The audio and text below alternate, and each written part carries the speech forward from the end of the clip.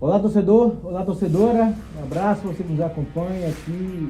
Estamos com mais um Diário Esportivo TV aqui no YouTube para falar um pouco da semana no futebol. Semana passada não tivemos o programa, mas estamos de volta agora para falar o que aconteceu, né, nessa semana no futebol pernambucano e brasileiro também, o que vai acontecer no fim de semana.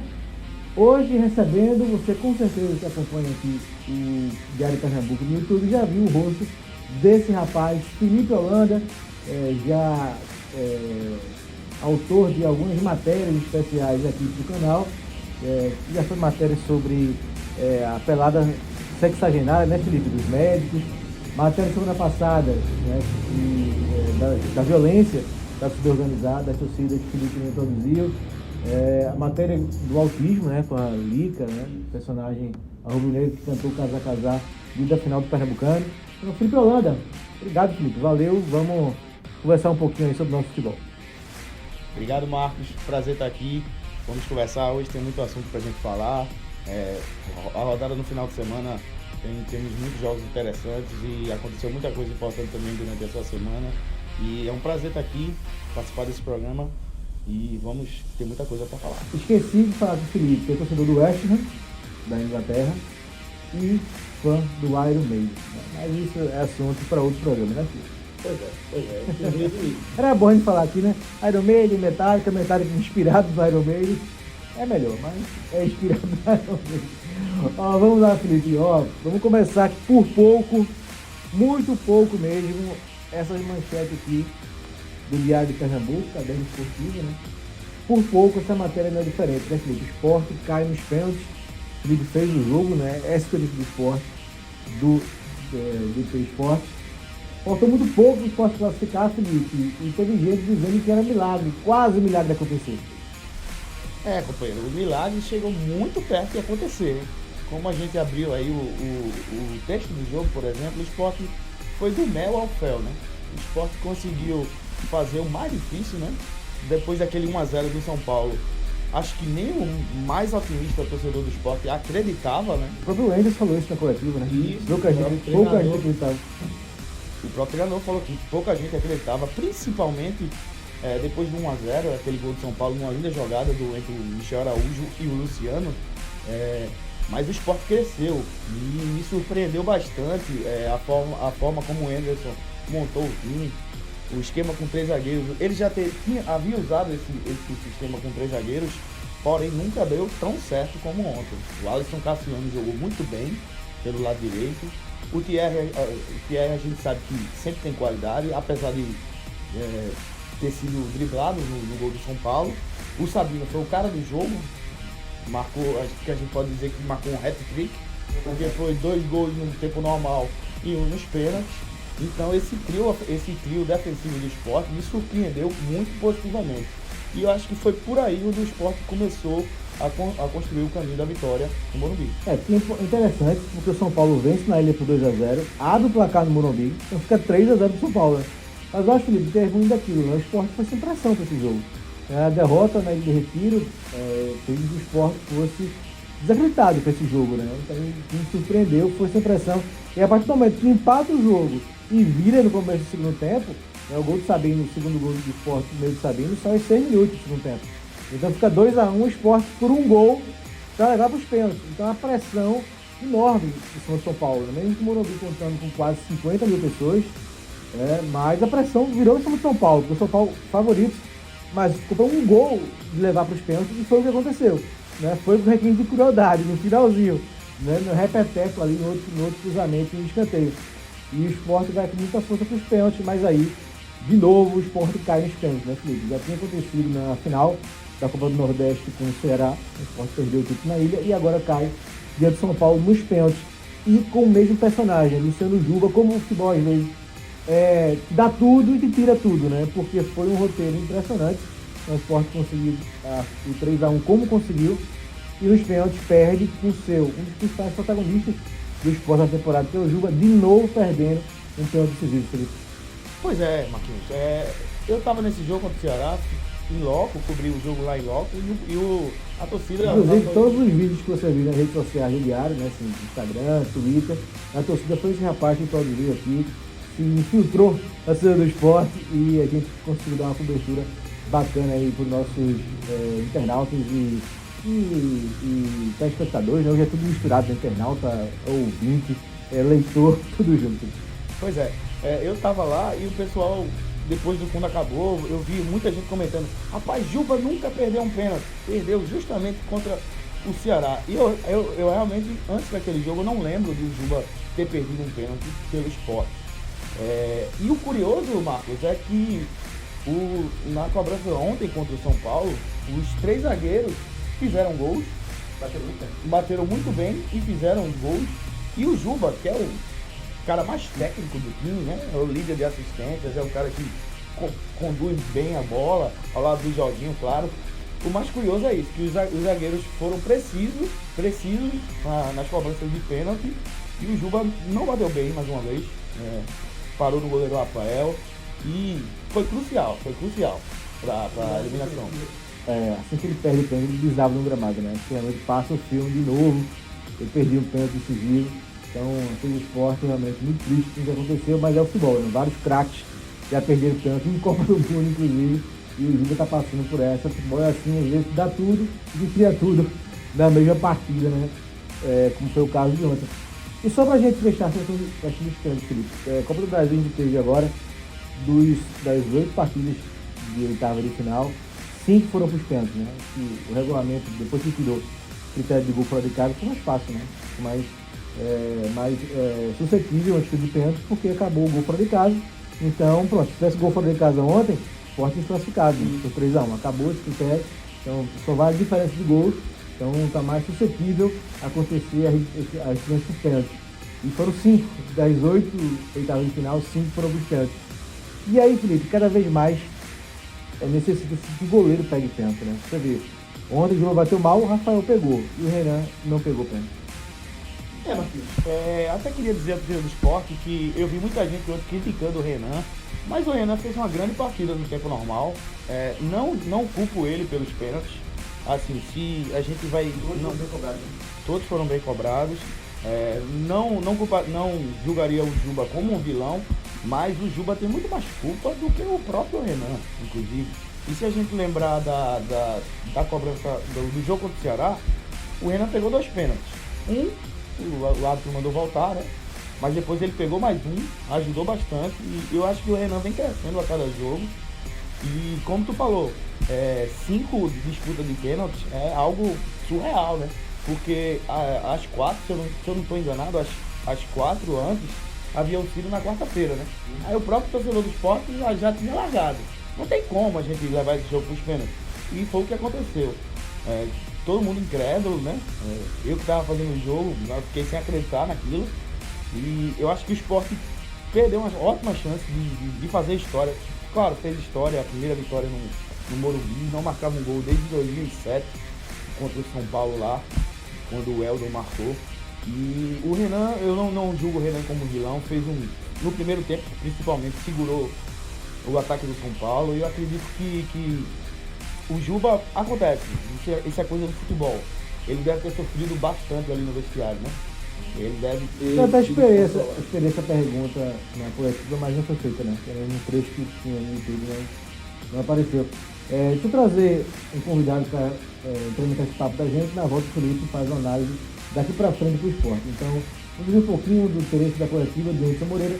Ele fala justamente dessa mistura de competições que o esporte teve, da Copa do Nordeste, Pernambucano, Copa do Brasil, e agora se concentrando apenas na Série B. A conversa foi no sentido que agora vamos focar, a gente tinha 5 competições, agora nós temos uma competição, né? Que a gente tem jogos atrasados, que a gente sempre levou Copa do Nordeste, Campeonato Estadual, início de Série B, né? Copa do Brasil, a gente sempre foi muito paralelo nessas competições, assim, a gente teve que mudar o chip várias vezes. Teve um momento que a gente tinha 3 bolas diferentes: Campeonato Estadual, Copa do Nordeste e Copa do Brasil. Então, e Série B, né? Acho que até 4 ao mesmo tempo, não foi? De vez em quando a gente não sabia nem qual bola que ia treinar. Qual que é hoje? É essa, é aquela. Mas faz parte. Acima de tudo, a gente tem que enaltecer a dedicação dos atletas. Tudo que foi feito, na verdade, é tudo em função daquilo que os atletas dão de resposta. né? Eles foram sempre muito capazes, muito dedicados, e todos os méritos eu falo que são deles. Assim. Eles são um grupo muito ponta firme, assim, um grupo muito dedicado, que aceita muito aquilo que a gente passa para eles, né? De ideia, de forma de jogar, de como jogar, de que maneira se portar, e eu não me canso, não me cansarei de elogiá-los, né, pela postura desse grupo.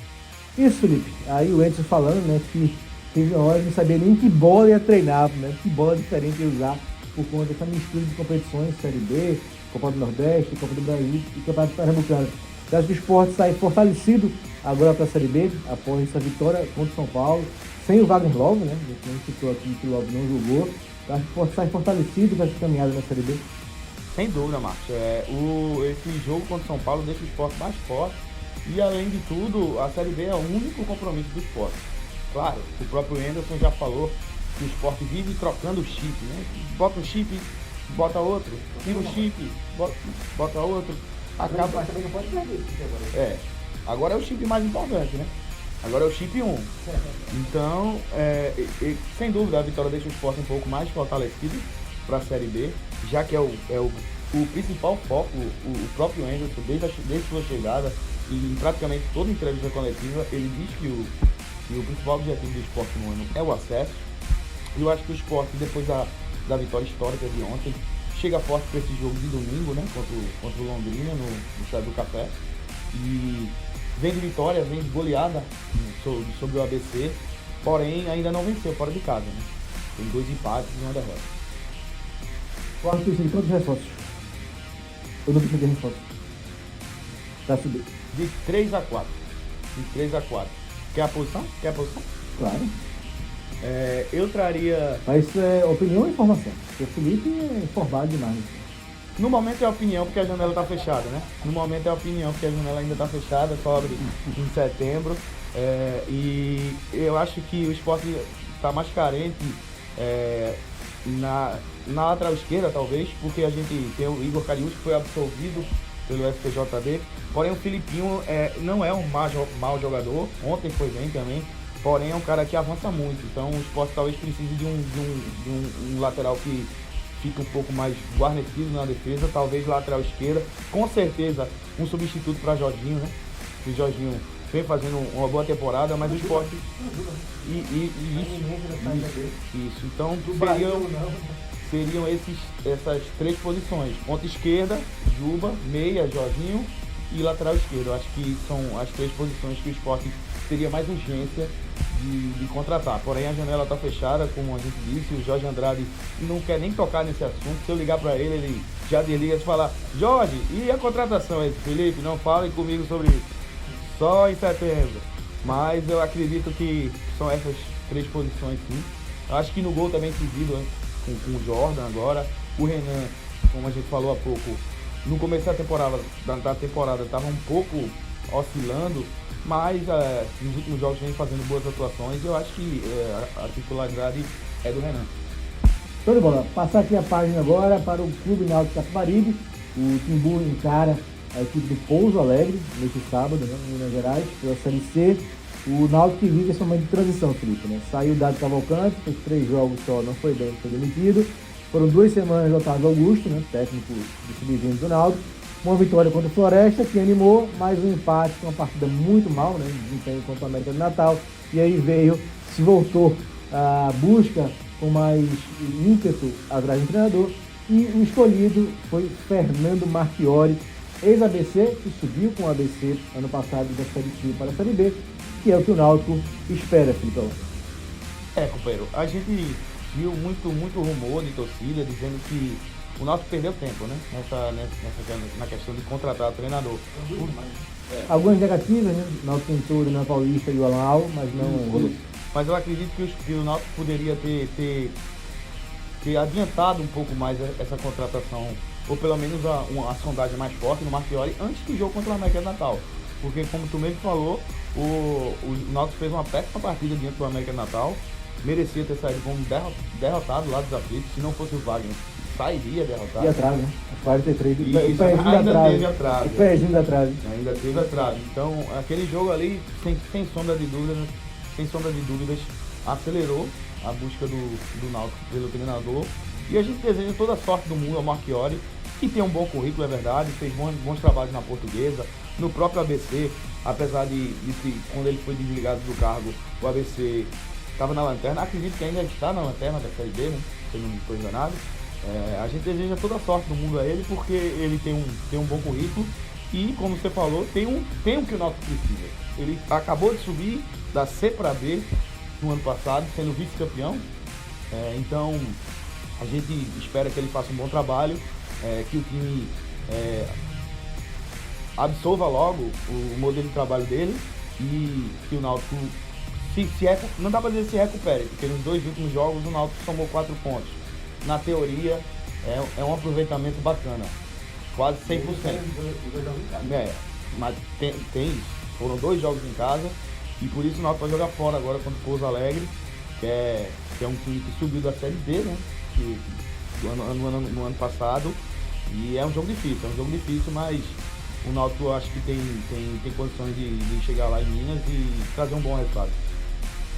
Vamos trazer então o Marchiori para nossa conversa, falando da questão de como ele espera que o Náutico jogue nesse começo de Série C, declaração que foi um pouco polêmica.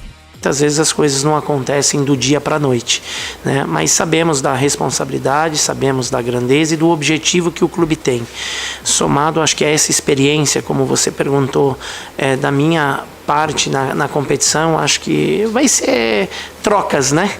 Então nós temos essa experiência, o Náutico apenas passou 3 vezes e com isso mostra a grandeza que se tem, que é um clube realmente para não estar, né, nessa divisão, porém hoje nós estamos, e estando nela nós temos que sair dela, e para sair no futebol hoje, com as exigências que se tem, sabemos que é sempre bom e vistoso ver futebol bonito, bem jogado.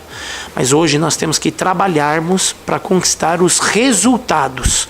Nós temos que jogar pelos resultados para que aí sim nós possamos juntos ao nosso torcedor, juntos àqueles contemporâneos mais apaixonados, todos esses que viram um futebol, né, bem jogado antigamente. E aí, Felipe, essa declaração do Marchiori alguns não viram com bons olhos essa questão de falar, de jogar pelo resultado, que não vai jogar pelo futebol vistoso. Como é que você viu esse primeiro impacto, o cara chegar e falar logo isso? É assim mesmo? É realidade? Ou poderia ter falado um pouco diferente, Marchiori? Marquinhos, sendo curto e grosso, eu concordo praticamente 100% com ele. Porque talvez ele tenha sido um pouco mal interpretado. Ele não falou que não quer um futebol vistoso. Ele falou que primeiro vem a vitória, primeiro vem o resultado. Se você conseguir ganhar jogando bem, ótimo. Mas não adianta nada jogar bem e perder o jogo. Então, em primeiro lugar, vem um resultado positivo, depois a atuação. Claro, se você jogar melhor, se você jogar bem, se você ter a posse de bola, você tem mais chance de conseguir a vitória. Mas a gente que cobre futebol há um bom tempo, né? Sem entregar a idade, a gente que cobre futebol há um bom tempo, a gente já viu o time jogar, ser amassado e ganhar o jogo. Isso, nossas barras. Pois é, a gente já viu times serem amassados dentro de campo e sair com a vitória. Copa do Mundo, para Brasil, isso não é nada anormal no futebol. Então eu concordo quase 100% com o Marchiori, sim, que primeiro tem que vir o resultado. É isso que o Náutico precisa. Se o Náutico estiver em primeiro lugar, sobrando, o Náutico pode pensar em ter um jogo mais sem ser reativo, um jogo mais controlador. Mas eu acho que a estratégia do Marchiori inicialmente é essa mesmo. Fazer um jogo reativo, principalmente no confronto contra o Pouso Alegre, que é fora de casa, para sair de lá com o resultado possível. Minha única observação, Felipe, em relação a essa frase do Marchiori, é que assim, se o Náutico fosse mais competitivo, como ele colocou, talvez não tivesse levado 3 da Aparecidense, talvez tivesse levado derrota de virada para o Manaus na estreia. Mas eu acho que não é só ser competitivo, ser aguerrido. Eu acho que está faltando bola para o Náutico, né? Eu acho que o América de Natal deixou bem claro essa situação. Faltou bola para o Náutico. Então o Náutico, para mim, não foi relaxado contra o América. Né? Não foi aquele time frágil na marcação. Foi um time que não teve bola. Então a minha observação só é essa. A questão de ser competitivo, ótimo, é maravilhoso. Tem que ser assim mesmo. Agora está faltando bola para esse time. Não, sem dúvida. Tá faltando bola e tá faltando matéria-prima também, né? porque o Náutico não tem um elenco encorpado. Se a gente pegar praticamente todas as posições do Náutico, tem uma carência aqui e acolá. Eu acho que, além de estar faltando bola, o Náutico precisa de reforços. Porque a Série C é um campeonato difícil. São 20 times, né? 8 se classificando para a segunda fase. Então, eu acho que assim que a janela... Se eu não me engano, é 4 de agosto, né? 4 de agosto é o prazo para inscrição na Série C. Então, até lá, o Náutico precisa trazer reforços e reforços pontuais. E a Série C é complicada. A Série C são 8 times que vão avançar para a segunda fase, mas é muito perto de ganho. Alguns times já se destacando como São Bernardo, mas é uma competição bem difícil, bem equilibrada. Boa sorte para o Timbu e para o Marchiori, que vai estrear contra o Pouso Alegre neste sábado. Virar a página para falar do Santa Cruz, que tem um desafio, mais um em casa, né? Agora contra a equipe do Souza, neste sábado no Arruda. E antes do jogo, Felipe, um tema que foi pauta praticamente todos os dias da semana, o acesso do torcedor ao Arruda, né? Matéria aqui do nosso grande Paulo Mota. Conhece Paulo Mota? Demais. Paulo Mota, ações para facilitar a vida do torcedor. A direção prometendo, finalmente, né? Terceiro jogo no Arruda, contra o Iguatu, tivemos problemas no acesso do torcedor. Contra o Campinense, aquele público maravilhoso, 30 mil pessoas também, o pessoal sofreu muito para entrar. E agora, contra o Souza, a expectativa, Felipe, é de um pouco mais de tranquilidade. A principal ação que eu vi aqui é a abertura dos portões à 1 da tarde e a venda de ingressos só até 1 da tarde. Pois é, Marcos, o torcedor do Santa vem sofrendo muito nesses 2 jogos, como você fez questão de frisar, e eu acho que a direção do Santa precisa realmente agir para dar mais conforto. Eu não diria nem mais conforto, eu diria dar um mínimo de conforto para o torcedor no Arruda, visto que o torcedor é o maior patrimônio do Santa Cruz e de qualquer clube de futebol brasileiro também, claro.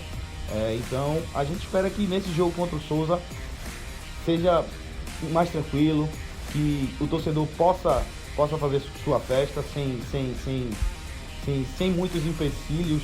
A gente sabe que vai ser um jogo difícil. O Souza, o grande Nino, tem um elenco qualificado. Não é Flávio Dino não, hein? É Dino de Dinossauro.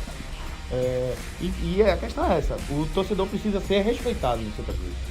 A gente vê que no momento o clube meio que faz, em outras palavras, ele afasta o torcedor do clube.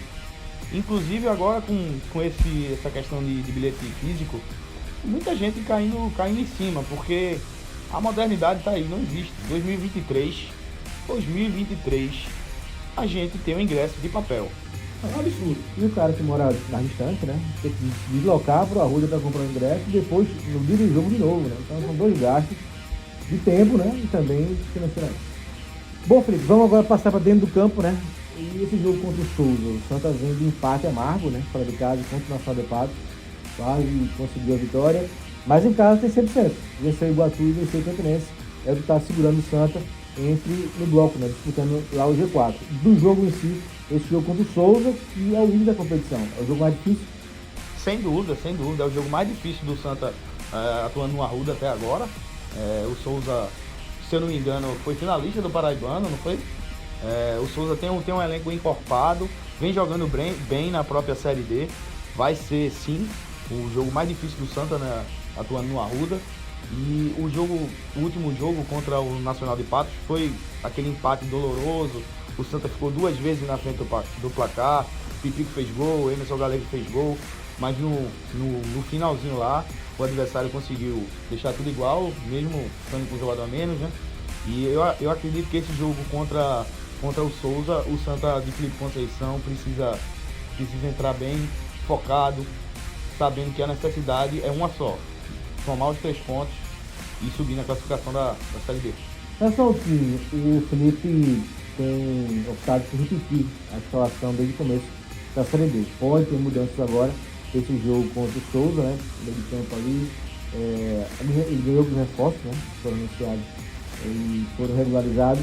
Mas você acha que o Santa, esse time, ele deve manter, insistir nessa base, já que o Santa acabou mudando muito, né, no time do Ranieri, e o Felipe está tentando repetir, dar esse padrão. É por aí mesmo? Eu acho importante, Marcos, você dar um padrão, você entrosar o time. Mas eu acredito que tem algumas posições que o Santa ainda precisa melhorar e muito. Eu diria que o sistema defensivo, pelo menos o miolo de zaga, a dupla de zaga, estão indo bem, o Eduardo Guedes e o Ítalo Melo estão bem. Porém, as laterais ainda a gente não vê uma evolução muito grande. No meio campo, ok, tem alguns volantes interessantes. Como você falou, tem mais uma opção aí para o Santa, que é o Vagninho, ex-náutico. E eu acho que é muito importante essa manutenção da base do grupo. Porém, o grupo tem que estar rendendo. E a gente não vê o Santa fazendo grandes jogos nessa temporada da Série D. Fez boas atuações, tem 2 vitórias, mas foram 2 vitórias sofridas. Pois é, o Felipe falou aí no Ítalo Melo, começando só para a gente animar o torcedor do Santa, mostrar o gol do Ítalo Melo contra a equipe do Campinense, né? Gol que valeu a vitória, por 1-0 no jogo contra a Raposa. E na volta o Felipe vai dizer quantos pontos a gente vai fazer nesta rodada do Brasileiro.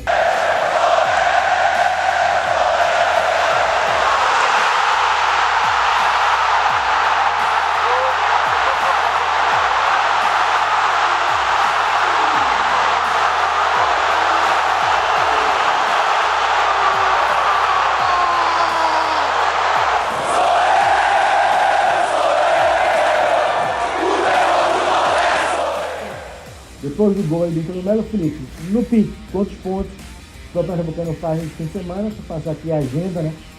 A gente vai ter sábado Pouso Alegre e Náutico, em Minas Gerais, pela Série C. Teremos Santos e Souza, no Arruda, pela Série D. No domingo, o Retrô visita o Jacuipense, lá no Valfredão, na Bahia. E o Sport pega o Londrina, lá no Estádio do Café. 4 jogos, 12 pontos possíveis. Fazemos conta. 7 pontos, Marcos. 7 pontos. Sport Santa Cruz vence, Náutico empata. E eu acho que o Retrô não vai voltar de lá do jogo contra a Jacuipense com a derrota. O Retrô vem de vitória, está se arrumando agora com a chegada do Marcelo Martelotti. Porém, eu acho que é um jogo difícil.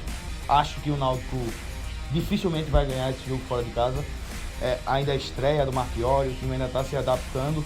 Por outro lado, eu acredito quase 100% na vitória do Santa Cruz diante do Souza, e o Sport, principalmente depois dessa vitória histórica e da goleada sobre o ABC no último final de semana, chega forte para esse jogo com Londrina. Apesar de ser fora de casa, o Sport entra em campo como favorito.